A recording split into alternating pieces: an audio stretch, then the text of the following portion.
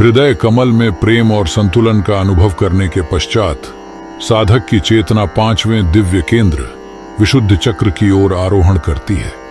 परमहंस योगानंद जी बताते हैं, विशुद्ध चक्र हमारे कंठ के कूप अर्थात गले के गड्ढे के पास या ठीक पीछे मेरुदंड में स्थित है। इसका नाम विशुद्ध या विशुद्धि का अर्थ ही है विशेष रूप से शुद्ध या शुद्धिकरण। यह नाम सार्थक है क्योंकि यही वह केंद्र है जहां निचले 4 चक्रों के तत्व पृथ्वी, जल, अग्नि और वायु अपने शुद्धतम सार में परिष्कृत होकर आकाश तत्व में विलीन हो जाते हैं। यह हृदय की भावनाओं और आज्ञा चक्र के विचारों के मध्य एक सेतु का कार्य भी करता है। इस चक्र को 16 पंखुड़ियों वाले कमल के रूप में दर्शाया जाता है, जिनका रंग हल्का नीला, आकाशीय नीला या कभी कभी धुएं जैसा बैंगनी बताया जाता है। नीला रंग शांति, सत्यता और आकाश तत्व का प्रतीक है। ये 16 पंखुड़ियां संस्कृत के 16 स्वरों का प्रतिनिधित्व करती हैं, जो वाणी की पूर्णता और प्रवाह का प्रतीक हैं। ये 16 कलाओं या संभावित सिद्धियों की ओर भी संकेत करती हैं।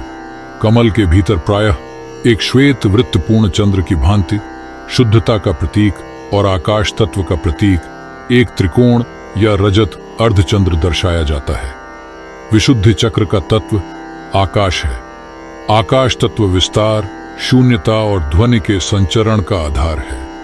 यहीं पर चेतना भौतिक सीमाओं से मुक्त होकर विस्तार पाती है। इस चक्र का बीज मंत्र हम है। यहाँ का प्रतीक पशु श्वेत हाथी ऐरावत है, जो बुद्धि, शक्ति और परम शुद्धता का प्रतीक माना जाता है। यह चक्र मुख्य रूप से हमारे संचार, बोलने और सुनने की क्षमता, आत्म अभिव्यक्ति, रचनात्मकता, विशेषकर वाणी और संगीत में, और सत्यवादिता का केंद्र है। यह हमारी थायराइड और पैराथायराइड ग्रंथियों को भी नियंत्रित करता है, जो शरीर के विकास और चयापचय के लिए महत्वपूर्ण है। एक अत्यंत गूढ़ बात यह है कि इसे अमृत और विष का केंद्र भी कहा जाता है। ऐसा माना जाता है कि उच्चतर केंद्रों से आने वाला दिव्य अमृत यहाँ 2 भागों में विभक्त होता है, एक जो शरीर को पोषण और अमृतत्व देता है और दूसरा जो विषैला हो सकता है। यहीं पर साधक को उच्चतर विवेक की आवश्यकता होती है ताकि वह सत्य और असत्य, दिव्य और मायावी के बीच भेद कर सके। स्वामी जी बताते हैं, इस चक्र का शोधन और जागरण अत्यंत महत्वपूर्ण है क्योंकि यहीं पर हमारी वाणी शुद्ध और शक्तिशाली बनती है। यहीं पर हम सीखते हैं कि कैसे अपने विचारों और भावनाओं को सत्यता और स्पष्टता के साथ व्यक्त करें। जब वाणी शुद्ध और सत्य से युक्त होती है, तभी उसमें दिव्यता आती है और वह दूसरों को प्रेरित करने और उत्थान करने का माध्यम बनती है।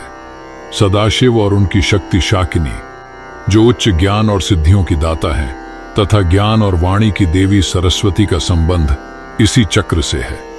इस चक्र को साधने का अर्थ है अपनी अभिव्यक्ति को शुद्ध करना, आकाश तत्व की भांति विस्तार पाना और सत्य में प्रतिष्ठित होना, जो हमें अलौकिक श्रवण और वाक शक्ति जैसी सिद्धियों के लिए तैयार करता है। विशुद्ध चक्र का जागरण व इससे प्राप्त सामर्थ्य और सिद्धियां।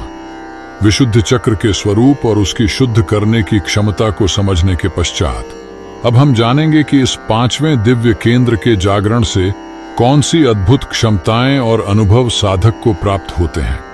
परमहंस योगानंद जी बताते हैं, जब विशुद्ध चक्र क्रिया योग, ध्यान, मंत्र जाप, उज्जाई जैसे प्राणायाम, जालंधर बंध और खींचरी मुद्रा जैसी यौगिक क्रियाओं द्वारा जागृत होता है, तो साधक के जीवन में गहन रूपांतरण घटित होता है। सबसे पहले शारीरिक और मानसिक शुद्धता का अनुभव होता है। शरीर निरोगी बनता है और मन शांत, स्पष्ट और नकारात्मक विचारों से मुक्त हो जाता है। आत्मविश्वास बढ़ता है और अभिव्यक्ति अत्यंत प्रभावशाली और मधुर हो जाती है। इस चक्र के जागरण से प्राप्त होने वाली एक प्रमुख सिद्धि है वाक सिद्धि। इसका अर्थ है कि साधक जो भी बोलता है वह सत्य सिद्ध होने लगता है। उसकी वाणी में एक दिव्य शक्ति आ जाती है। यह सिद्धि तभी प्राप्त होती है जब साधक पूर्ण सत्य, पवित्रता और निःस्वार्थता में स्थित हो जाता है। उसकी वाणी केवल व्यक्तिगत इच्छाओं की पूर्ति का साधन न रहकर ईश्वरीय सत्य की अभिव्यक्ति बन जाती है। दूसरी महत्वपूर्ण उपलब्धि है त्रिकाल ज्ञान। चूंकि यह चक्र आकाश तत्व से जुड़ा है और आकाश तत्व में ही समस्त सृष्टि का रिकॉर्ड सूक्ष्म रूप में अंकित रहता है, इस चक्र के जागरण से साधक भूत, वर्तमान और भविष्य की घटनाओं को जानने की क्षमता प्राप्त कर सकता है। उसे आने वाले संकटों का पूर्वाभास हो सकता है और वह उनसे अपनी रक्षा करने में समर्थ हो जाता है। इस चक्र को अमृत का केंद्र भी कहा गया है। इसके जागरण से साधक शारीरिक और मानसिक रूप से इतना शुद्ध हो जाता है कि वह वृद्धावस्था और रोगों के प्रभाव से काफी हद तक मुक्त रह सकता है। उसकी काया कल्पित हो सकती है, अर्थात वह लंबे समय तक युवा और स्वस्थ बना रह सकता है। भूख और प्यास पर नियंत्रण स्थापित हो जाता है और वह मौसम के प्रभाव से भी अप्रभावित रह सकता है। इनके अतिरिक्त शास्त्रों में 16 कलाओं और विभूतियों का ज्ञान प्राप्त होना, संगीत विद्या और शब्द ज्ञान में पारंगत होना, शास्त्रों का गहन ज्ञान प्राप्त होना और सूक्ष्म लोकों में विचरण करने की क्षमता जैसी सिद्धियों का भी उल्लेख मिलता है। स्वामी जी बताते हैं, यह समझना महत्वपूर्ण है कि ये सभी सिद्धियां विशुद्ध चक्र की पूर्ण शुद्धि और जागरण के उपरांत ही प्रकट होती है। ये चेतना के आकाश तत्व में विस्तार पाने और सत्य में प्रतिष्ठित होने का परिणाम है। ये सिद्धियां साधक को माया के बंधनों से मुक्त कर उसे आत्म साक्षात्कार के और निकट ले जाती हैं। आज्ञा चक्र, विशुद्ध चक्र में चेतना के शुद्धिकरण और विस्तार के उपरांत हमारी आध्यात्मिक यात्रा छठे अत्यंत महत्वपूर्ण केंद्र आज्ञा चक्र की ओर उन्मुख होती है। अब हम भ्रिकुटी के मध्य स्थित इसी दिव्य नेत्र आज्ञा चक्र के विषय में जानेंगे। परमहंस योगानंद जी बताते हैं, आज्ञा चक्र, जिसे कूटस्थ या तीसरा नेत्र भी कहा जाता है, दोनों भौहों के मध्य कुछ भीतर मस्तिष्क के केंद्र में स्थित है। भौतिक रूप से यह हमारी पीनियल और पीयूष ग्रंथियों से संबंधित है, परंतु इसका वास्तविक महत्व सूक्ष्म प्राणिक शरीर में है। इसका नाम आज्ञा अर्थात आदेश या कमान इसलिए है क्योंकि यही वह केंद्र है जहां साधक अपने आंतरिक गुरु या बाहरी सतगुरु से दिव्य मार्गदर्शन और आदेश प्राप्त करता है। यहीं से वह अपने मन, इंद्रियों और निचले चक्रों को नियंत्रित करने की क्षमता विकसित करता है। यह चक्र योग साधना में सर्वोच्च महत्व रखता है क्योंकि यहीं पर 3 प्रमुख नाड़ियां, बाईं ओर स्थित इड्डा चंद्र नाड़ी, दाईं ओर स्थित पिंगला सूर्य नाड़ी और मध्य में स्थित सुषुम्ना आकर मिलती है। इस पवित्र संगम को त्रिवेणी कहा जाता है। जब क्रिया योग द्वारा प्राण शक्ति को नियंत्रित कर इन तीनों धाराओं की ऊर्जा को यहां संतुलित रूप से मिलाया जाता है और ऊपर सहस्रार की ओर उठाया जाता है, तभी साधक को समाधि या सर्वोच्च चेतना की अनुभूति होती है। यह मानव और दैवीय चेतना के बीच की अंतिम सीमा है। साख्या चक्र को 2 पंखुड़ियों वाले श्वेत या गहरे नीले कमल के रूप में दर्शाया जाता है। ये 2 पंखुड़ियां द्वैत के अंत का प्रतीक हैं, जैसे सूर्य और चंद्र, इड्डा और पिंगला, शिव और शक्ति। इस स्तर पर केवल 2 ही सत्ताएं शेष रह जाती हैं, आत्मा और परमात्मा। एक पंखुड़ी पर हम शिव और दूसरी पर क्षण शक्ति बीज अक्षर अंकित है। इस चक्र का तत्व 5 महाभूतों से परे है। इसे मन का तत्व, प्रकाश तत्व या अव्यक्त तत्व कहा जाता है। इसका प्रमुख बीज मंत्र है ब्रह्मांडीय ध्वनि ओम। कमल के भीतर वृत्त जो शून्यता का प्रतीक है में स्थित नीचे की ओर मुख वाला त्रिकोण जो शक्ति को दर्शाता है, और उसके ऊपर स्थित शिवलिंग जो सृजनात्मक चेतना को दर्शाता है। स्वामी जी आगे कहते हैं, आज्ञा चक्र हमारे अंतर्ज्ञान, सहज बोध, विवेक, एकाग्रता और इच्छा शक्ति का केंद्र है। यही वह दिव्य चक्षु है जिसके खुलने पर हमें भौतिक दृष्टि से परे सत्य का दर्शन होता है। हम घटनाओं और व्यक्तियों के पीछे छिपी ऊर्जाओं और सत्ताओं को समझने लगते हैं। हमारी निर्भरता बाहरी इंद्रियों और तर्क बुद्धि पर कम होकर आत्मा की प्रत्यक्ष अनुभूति पर आधारित हो जाती है। इस केंद्र का जागरण ही वास्तव में अलौकिक शक्तियों और सिद्धियों का द्वार खोलता है, क्योंकि जब साधक द्वैत से परे होकर आत्म चेतना में स्थित हो जाता है और गुरु कृपा प्राप्त करता है, तब दिव्य दृष्टि, दूर श्रवण, दूसरों के विचारों को जानना जैसी क्षमताएं आत्मा के सहज स्वभाव के रूप में प्रकट हो सकती हैं। क्रिया योग का अभ्यास विशेष रूप से इस केंद्र को खोलने और साधक को ईश्वरानुभूति के लिए तैयार करने में सहायक होता है। शिव और शक्ति का यहाँ मिलन ही साधक को पूर्णता और संतुलन प्रदान करता है, जिससे वह प्राप्त शक्तियों का दुरुपयोग न कर केवल आत्म कल्याण और लोक कल्याण के लिए उनका उपयोग करे। आज्ञा चक्र का जागरण व इससे प्राप्त सामर्थ्य और सिद्धियां। आज्ञा चक्र। उस दिव्य नेत्र के स्वरूप को समझने के बाद अब हम जानेंगे कि जब यह आंतरिक चक्षु पूर्ण रूप से खुल जाता है तो साधक को कौन सी गहन अनुभूतियां और क्षमताएं प्राप्त होती हैं। परमहंस योगानंद जी बताते हैं, आज्ञा चक्र का जागरण कुंडलिनी साधना का एक अत्यंत उच्च लक्ष्य है। क्रिया योग की उन्नत तकनीकों, भ्रुकुटी मध्य में कूटस्थ या आध्यात्मिक नेत्र पर गहन ध्यान, ओम मंत्र का निरंतर जाप, पूर्ण वैराग्य और सबसे महत्वपूर्ण गुरु की अहेतुकी कृपा और मार्गदर्शन से ही यह संभव हो पाता है। जब इड़ा, पिंगला और सुषुम्ना की ऊर्जा यहां संतुलित होकर मिलती है और चेतना इस केंद्र को भेद कर ऊपर उठती है तो साधक कायाकल्प का अनुभव करता है। इस जागरण का सबसे महत्वपूर्ण परिणाम है दिव्य दृष्टि का खुलना। यह केवल भौतिक जगत से परे देखने की क्षमता मात्र नहीं, बल्कि सत्य का प्रत्यक्ष दर्शन है। साधक सूक्ष्म जगत की ऊर्जाओं, अपने कूटस्थ चैतन्य आत्मदर्शन करने में समर्थ हो जाता है और माया के पर्दे के पार वास्तविकता को देख पाता है। उसका अंतर्ज्ञान अचूक हो जाता है और उसे किसी भी विषय का ज्ञान प्राप्त करने के लिए बाहरी साधनों की आवश्यकता नहीं रहती। दूसरा महान प्रतिफल है आत्मज्ञान। आज्ञा चक्र के जागरण से अहंकार का नाश होता है। साधक शरीर और मन के साथ अपने झूठे तादात्म्य से मुक्त होकर अपने वास्तविक स्वरूप अविनाशी आनंदमय आत्मा को जान लेता है। उसे अपने पूर्व कर्मों का ज्ञान हो सकता है और वह उनके बंधनकारी प्रभाव से मुक्त हो जाता है। यही ब्रह्म ज्ञान की ओर पहला कदम है। तीसरा अनुभव है परमानंद। जब मन पूर्णतया शांत हो जाता है और चेतना द्वैत से परे इस केंद्र में स्थिर होती है तो साधक असीम शांति, अवर्णनीय आनंद और दिव्य प्रेम की अनुभूति करता है। यह समाधि की प्रारंभिक अवस्था है, ईश्वर के साथ आंतरिक मिलन का अमृतमय आस्वाद है।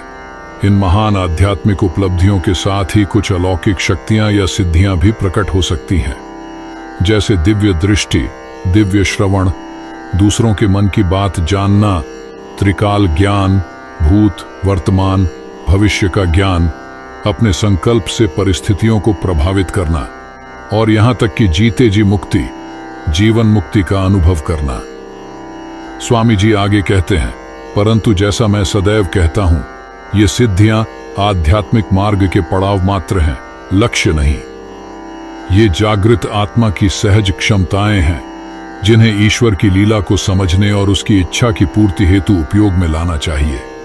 इनका अहंकार वश प्रदर्शन या स्वार्थ हेतु उपयोग साधक को पथभ्रष्ट कर सकता है और उसके अंतिम लक्ष्य सहस्रार में परम चेतना से मिलन में बाधा उत्पन्न कर सकता है।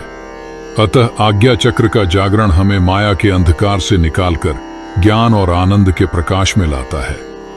यह हमें हमारी वास्तविक पहचान का बोध कराता है और परमानंद की अनुभूति प्रदान करता है तथा हमें अंतिम मुक्ति के द्वार तक ले जाता है। सहस्रार चक्र। आज्ञा चक्र के दिव्य नेत्र द्वारा आत्मज्ञान का प्रकाश प्राप्त करने के पश्चात कुंडलिनी महाशक्ति अपनी यात्रा के अंतिम और सर्वोच्च शिखर पर पहुंचती है, सहस्रार चक्र। अब हम शीर्ष पर स्थित इसी सहस्रदल कमल सहस्रार चक्र के विषय में जानेंगे।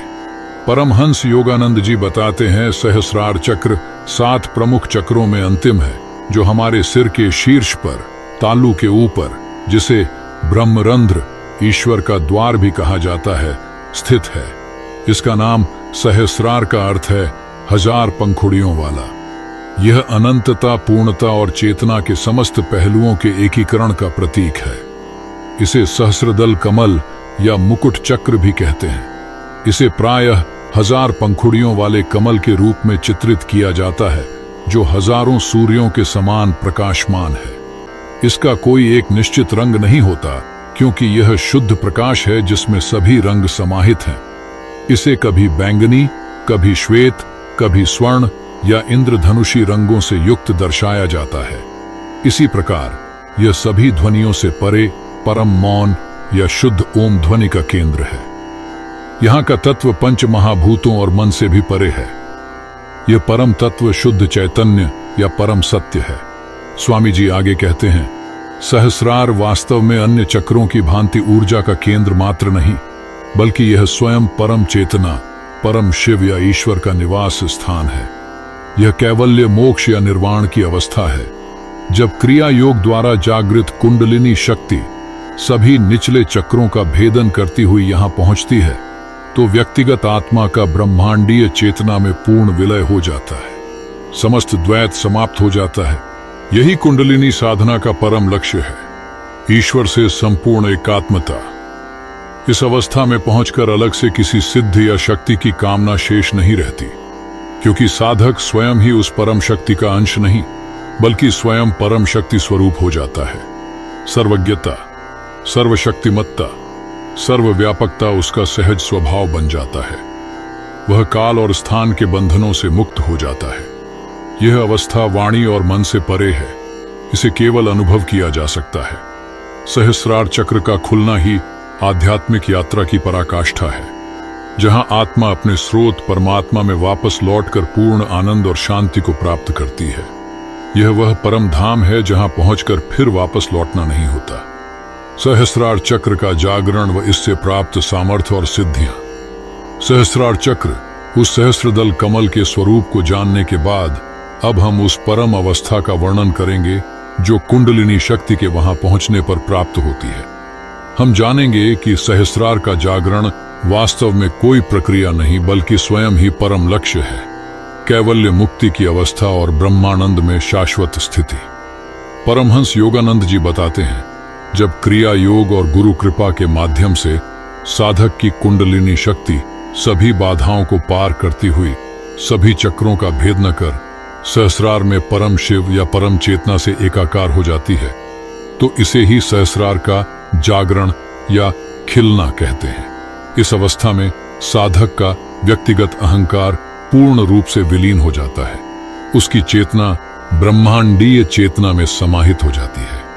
मैं और मेरा का भाव समाप्त हो जाता है। केवल ईश्वर ही शेष रहता है। सहस्र कमल की हजार पंखुड़ियों का खिलना अनंत ज्ञान, अनंत शक्ति और अनंत आनंद की प्राप्ति का प्रतीक है। यही कैवल्य मुक्ति की अवस्था है। जन्म मृत्यु के चक्र से, समस्त कर्मों के बंधन से, सभी दुखों और सीमाओं से सदा के लिए स्वतंत्रता। आत्मा अपने भूले हुए घर परमात्मा के धाम में वापस लौट आती है। उसे अपने सच्चित आनंद स्वरूप का पूर्ण बोध हो जाता है। वह शाश्वत अस्तित्व है, शुद्ध चेतना है और परमानंद स्वरूप है। यह ब्रह्मानंद की स्थिति है, असीम अपरिवर्तनशील अहेतुकी आनंद। यह इंद्रिय सुखों या मानसिक प्रसन्नता से लाखों गुना परे है। यह आत्मा का सहज स्वभाव है, जो परमात्मा के साथ एक होने पर स्वतः ही प्रकट होता है। इस आनंद का कोई कारण नहीं, कोई सीमा नहीं, कोई अंत नहीं। इस परम अवस्था में पहुंचकर अलग से किन्हीं सिद्धियों की बात करना अर्थहीन हो जाता है, क्योंकि साधक स्वयं ही सिद्धियों का स्रोत परम शक्ति स्वरूप बन जाता है। सर्वज्ञता, सर्वशक्तिमत्ता, सर्वव्यापकता उसकी अलग अलग शक्तियां न होकर उसका सहज स्वभाव बन जाती है। वह ईश्वर की इच्छा के साथ पूर्ण सामंजस्य में होता है और उसके सभी कार्य केवल लोक कल्याण और ईश्वरीय विधान की पूर्ति हेतु होते हैं। वह जीवन मुक्त कहलाता है, शरीर में रहते हुए भी सदा सर्वदा मुक्त। सहस्रार चक्र में कुंडलिनी का विलय ही योग और तंत्र साधना का और विशेष रूप से क्रिया योग विज्ञान का अंतिम लक्ष्य है। यह आत्मा की अपने परमपिता परमात्मा से पुनर्मिलन की आनंदमय पराकाष्ठा है। यह वह परम शांति है जिसे प्राप्त करने के लिए प्रत्येक आत्मा जन्मों से प्रयास कर रही है। क्रिया योग द्वारा कुंडलिनी साधना और ईश्वर साक्षात्कार का विज्ञान। परमहंस योगानंद जी बताते हैं, मूलाधार चक्र से लेकर सहस्रार चक्र तक प्रत्येक केंद्र चेतना के विकास का एक विशिष्ट सोपान है।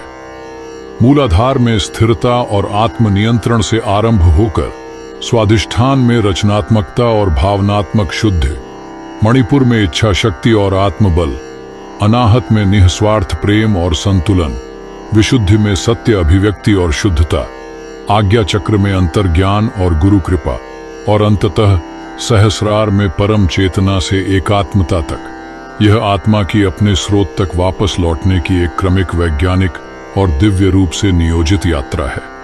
इस यात्रा की कुंजी है मेरुदंड के आधार पर सुप्त पड़ी कुंडलिनी महाशक्ति का जागरण। जब यह दिव्य ऊर्जा जागृत होकर सुषुम्ना नाड़ी के माध्यम से ऊर्ध्वगमन करती है, तभी इन चक्रों के द्वार खुलते हैं और साधक उच्चतर चेतना और दिव्य अनुभवों को प्राप्त करता है। स्वामी जी आगे कहते हैं, यद्यपि ध्यान, मंत्र जाप, भक्ति और आसन जैसी कई पद्धतियां इस मार्ग में सहायक हैं, परंतु हमारे गुरुओं ने क्रिया योग को आत्म साक्षात्कार का सबसे तीव्र और अचूक विज्ञान बताया है। यह प्राण शक्ति को सीधे नियंत्रित करने की एक प्रविधि है, जिसके अभ्यास से साधक अपनी जीवन ऊर्जा को इंद्रियों से हटाकर मेरुदंड के चक्रों में प्रवाहित कर सकता है। यह कुंडलिनी को सुरक्षित रूप से जागृत करता है और आत्मा के विकास को अत्यधिक त्वरित कर देता है, जिससे साधक कुछ ही वर्षों में वह प्रगति कर सकता है जिसके लिए सामान्यतः कई जन्म लग जाते हैं। यह ईश्वर तक पहुंचने का हवाई मार्ग है। इस यात्रा में अलौकिक सामर्थ्य और सिद्धियां प्रकट हो सकती हैं, जैसा कि हमने प्रत्येक चक्र के साथ देखा। ये बढ़ी हुई ऊर्जा और चेतना के स्वाभाविक परिणाम हैं। दिव्य दृष्टि, संकल्प शक्ति, त्रिकाल ज्ञान, ये सब संभव हैं। परंतु मैं पुनः स्मरण दिलाना चाहूंगा कि ये सिद्धियां लक्ष्य नहीं, केवल मार्ग के पड़ाव हैं। इनमें आसक्त होना अहंकार को बढ़ा सकता है और अंतिम लक्ष्य ईश्वर मिलन से भटका सकता है। सच्ची सिद्धि तो आत्मविजय और प्रभु के प्रेम में ही है। यदि ये शक्तियां प्राप्त हों तो इनका उपयोग केवल गुरु आज्ञा और ईश्वर इच्छा के अनुरूप निस्वार्थ सेवा भाव से ही करना चाहिए। इस गहन और शक्तिशाली साधना के लिए एक सच्चे ईश्वर प्राप्त गुरु का मार्गदर्शन अनिवार्य है। वही हमें सही प्रविधि सिखा सकते हैं, मार्ग की बाधाओं से बचा सकते हैं और हमारी ऊर्जा को सही दिशा दे सकते हैं। अतः इस ज्ञान को केवल सुने नहीं, बल्कि अपने जीवन में उतारें। ईश्वर प्राप्ति के लिए तीव्र इच्छा रखें, ध्यान का और यदि आप दीक्षित हों तो क्रिया योग का निष्ठा पूर्वक अभ्यास करें। गुरु और ईश्वर के प्रति पूर्ण श्रद्धा और समर्पण रखें। आपकी साधना सफल हो। आप अपने भीतर स्थित उस अनंत आनंद, उस परम शांति, उस दिव्य प्रेम को अनुभव करें। यही मेरी प्रार्थना है। ईश्वर आप सबका कल्याण करे। तो आज की इस दिव्य चर्चा में बस इतना ही। आपको यह वीडियो कैसी लगी? अपने विचार हमें नीचे कमेंट में जरूर बताइए। यदि यह जानकारी आपको उपयोगी लगी हो तो इसे अपने प्रियजनों तक पहुंचाएं, ताकि अधिक से अधिक लोग इस ज्ञान से लाभान्वित हो सकें। और यदि आप हमारे चैनल पर नए हैं तो इसे सब्सक्राइब करना न भूलें, ताकि ऐसे ही प्रेरणादायक विषयों से आप जुड़े रहें। फिर मिलेंगे अगली वीडियो में। तब तक के लिए धन्यवाद।